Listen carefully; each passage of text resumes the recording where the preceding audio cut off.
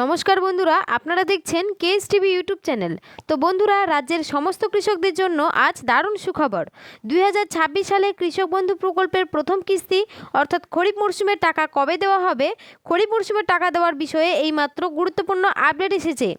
সেই সঙ্গে 2026 সালে কৃষক বন্ধু প্রকল্পের খরিফ মরশুমের টাকা কোন কৃষকরা আগে টাকা পাবেন এবং কোন কৃষকরা পরে টাকা পাবেন, এছাড়াও কোন জেলায় কবে টাকা দেওয়া হবে এবং রাজ্যের সমস্ত কৃষকদের খরিফ সিজনের পেমেন্ট স্ট্যাটাসে আপডেট চলে এসেছে। তাই কৃষকদের ব্যাঙ্ক অ্যাকাউন্টে খরিফ সিজনের 2000 এবং 5000 টাকা এবার কৃষকদের ব্যাঙ্ক অ্যাকাউন্টে কবে দেবে, মে মাসে দেবে নাকি জুন মাসে দেবে এবং দিলেও বা কত তারিখে কৃষকদের ব্যাঙ্ক অ্যাকাউন্টে এই টাকা ঢুকবে, সমস্ত কিছুই জানতে পারবেন আজকের এই ভিডিওটিতে। তাই বন্ধুরা, ভিডিওটি স্কিপ না করে শেষ পর্যন্ত দেখবেন। আর বলবো, আমাদের এই ছোট্ট চ্যানেলে যদি কেউ নতুন দর্শক হয়ে থাকেন তাহলে অবশ্যই চ্যানেলটিকে সাবস্ক্রাইব করে পাশে থাকা বেল আইকনটি অন করে রাখবেন এই ধরনের গুরুত্বপূর্ণ আপডেট সবার আগে পাওয়ার জন্য। তো চলুন বন্ধুরা, ভিডিওটি শুরু করা যাক। দেখুন, বলেছে কৃষক বন্ধু প্রকল্পের প্রথম কিস্তি অর্থাৎ খরিফ মরশুম টাকার নতুন ঘোষণা, ফাইনাল তারিখ। তো চলুন বন্ধুরা, এই বিষয় নিয়ে আমরা বিস্তারিত আলোচনা করি। বর্তমানে রাজ্যের কৃষকরা অপেক্ষা করছেন কৃষক বন্ধু প্রকল্পের প্রথম কিস্তির টাকার জন্য। মাঠে এখন চাষের কাজ শুরু হয়ে গেছে। এই মুহূর্তে রাজ্যের অসংখ্য কৃষক অধীর আগ্রহে অপেক্ষা করে আছেন কৃষক বন্ধু প্রকল্পের প্রথম কিস্তির টাকার জন্য। বিগত কয়েক বছরের দিকে তাকালে দেখা যায় 2021 সালে কৃষক বন্ধু প্রকল্পে প্রথম কিস্তির টাকা দেওয়া হয়েছে 17 জুন, 2022 সালে 27 জুন, 2023 সালে ভোটের কারণে আগেই 26 এপ্রিল, 2024 সালে 12 জুন, 2025 সালে 29 জুলাই টাকা দেওয়া হয়েছিল। সামনেই রয়েছে বিধানসভা নির্বাচন, এপ্রিল মাসের 23 তারিখে ও 29 তারিখে ভোট গ্রহণ। অর্থাৎ আজকে 23 তারিখে একটি ভোট গ্রহণ হয়ে গেছে, এরপরে আছে 29 তারিখে একটি ভোট গ্রহণ।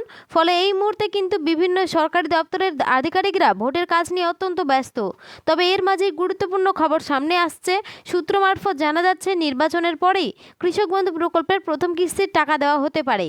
তবে কিছু বিধিনিষেধ থাকার জন্য ভোটের আগে টাকা দেওয়া হবে না বলে জানা যাচ্ছে। অনেক আগেই ব্লক অফিসে এই প্রকল্পের টাকা দেওয়ার প্রস্তুতি শুরু হয়ে গেছে। কৃষি অফিসে গেলে বলা হচ্ছে ভোটের পরে সমস্ত কাজ আবারও শুরু হবে। যারা নতুন করে আবেদন করতে চান বা নতুন জমির পরিমাণ যুক্ত করতে চান তারা ভোটের পরে কৃষি অফিসে যোগাযোগ করতে পারবেন। পুরনো কৃষকদের ক্ষেত্রে অনেক সময় ডিডি অ্যাপ্রুভ না হয়ে সরাসরি অ্যাকাউন্ট ভ্যালিড হয়ে যায়, কিন্তু নতুন কৃষকদের ক্ষেত্রে ডিডি অ্যাপ্রুভ এবং তারপর অ্যাকাউন্ট ভ্যালিড দেখা যায়। তাই নতুন কৃষকদের থেকে পুরনো কৃষকরা আগে ব্যাংক অ্যাকাউন্টে টাকা পাবে। সূত্রের তরফে খবর, মে মাসে টাকা দেওয়া হতে পারে।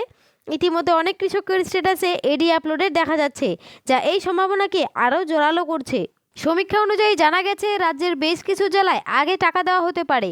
এর মধ্যে রয়েছে হাওড়া, হুগলি, 2 দিনাজপুর, কোচবিহার, পূর্ব ও পশ্চিম মেদিনীপুর, মালদা, মুর্শিদাবাদ, বাঁকুড়া ও আলিপুরদুয়ার। এই সমস্ত জেলায় আগে টাকা দেওয়া হবে। এছাড়াও যেসব কৃষক নতুন করে জমি কিনেছেন এবং কৃষি অফিসে গিয়ে জমির পরিমাণ বাড়ানোর জন্য আবেদন করেছেন তাদের জন্যও সুখবর রয়েছে। যদি এখন স্ট্যাটাসে নতুন পরিমাণ আপডেট হয়ে থাকে তাহলে সেই অনুযায়ী অতিরিক্ত টাকা পাওয়া যাবে। যেসব কৃষকের স্ট্যাটাসে আধার নম্বর দেখা যাচ্ছে না তাদের অবশ্যই দ্রুত কৃষি অফিসে গিয়ে আধার লিঙ্ক করতে হবে। পাশাপাশি ব্যাংক অ্যাকাউন্টে কেওয়াইসি আপডেট থাকা অত্যন্ত প্রয়োজন।